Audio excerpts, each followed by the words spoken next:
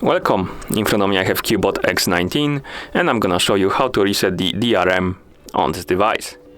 First we need to open the settings. To do it, swipe up on the home button twice, like this, then tap on the settings icon. In settings, scroll all the way down and select the system. Here tap on the advanced and then tap on reset options,